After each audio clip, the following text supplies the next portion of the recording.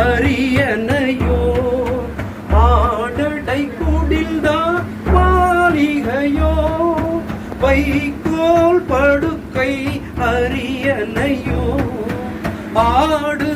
மாடுகள் காவலரோ மன்னனின் மகிமை இதுதானோ